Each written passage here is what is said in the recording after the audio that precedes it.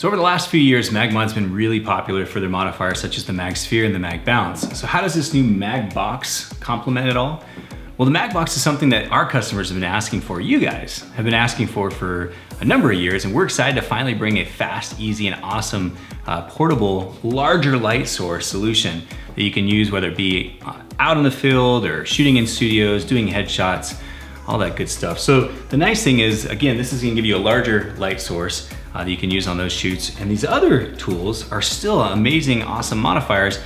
And instead of going into details about how I would use each one in every different shoot, go check out, there's a video up here in the corner that we'll post that shows exactly in situations where I would use the MagSphere and the MagBounce.